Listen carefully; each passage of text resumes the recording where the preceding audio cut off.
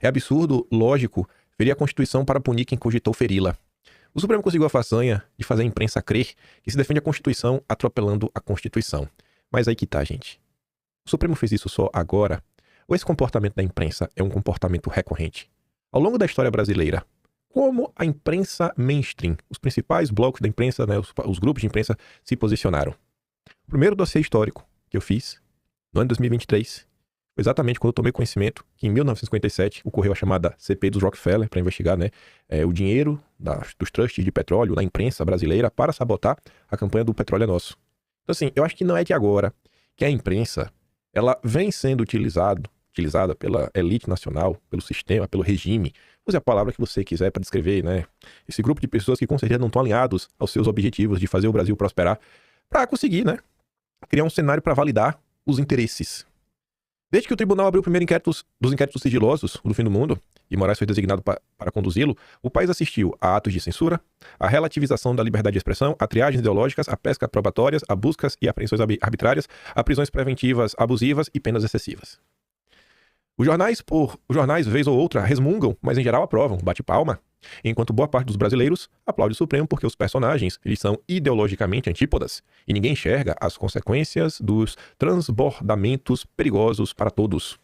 No vídeo de hoje, acho que a gente vai ter que voltar até no tempo de alguém que foi alvo de um inquérito antidemocrático há mais ou menos 100 anos atrás. E as coisas se repetem, inclusive foi um inquérito que foi parar no Supremo da época, né? Era o Tribunal Supremo de Recursos, acho que é algo assim, mas vai chegar lá.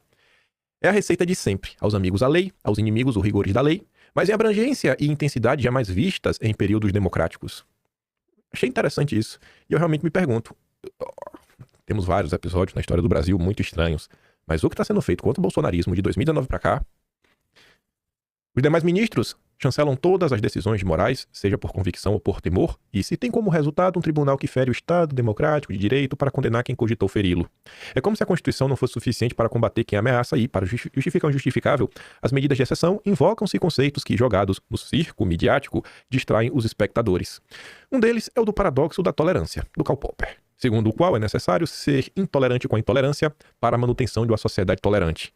Cita-se abundantemente o caso da República de Weimar, que, por ser tolerante em excesso, teria deixado lá a turma do bigode, lá do alemão do bigode, florescesse livremente. Só que o Brasil, da Constituição de 88, não é a Alemanha da República de Weimar. O bolsonarismo não é mais do que uma boçalidade tropical e o exemplo não condiz com a história. É uma inverdade que a República de Weimar tenha sido o espaço seguro para a propagação da turma do bigode. Mostra o historiador dinamarquês Jacob ou M. Chamgama, Jacob, vamos chamar de Jacob, no livro Free Speech. Além de ter condenado o bigode à prisão, depois do putsch da cervejaria, o bigode foi proibido de fazer discursos públicos em vários estados alemães. Ao todo, 284 jornais tiveram sua publicação suspensa por decisão governamental baseada em lei de exceção entre 1930 e 1932, 99 bigodudos, 77 comunistas e 47 de outras facções direitistas. A censura, no entanto, teve o efeito de impulsionar a fama e a popularidade do bigode, nota lá o Jacob, o historiador, alimentando a propaganda de Goebbels, que apresentava o líder, né, como uma vítima de ilegalidades. Aspas. Cartazes retratavam, né, um bigode amordaçado, como se fosse um mártir da repressão do sistema, emoldurado por dizeres como: os bandidos podem falar em qualquer lugar da Alemanha, mas o bigode é proibido. O apelo oportunista, seletivo e profundamente hipócrita de Goebbels à liberdade de expressão apenas quando servia a própria agenda, ainda uma tática familiar entre os populistas de direita hoje, também era uma tática padrão quando publicações da turma da Alemanha eram alvo das autoridades. A República de Weimar não deveria, portanto, ser citada como exemplo pelos intolerantes do Supremo ou de fora dele, não apenas por sua especificidade histórica, para a qual foi determinante a humilhação alemã imposta pelos vencedores da Primeira Guerra, como também por ser ilustração do que não é recomendável fazer em nome da defesa da democracia.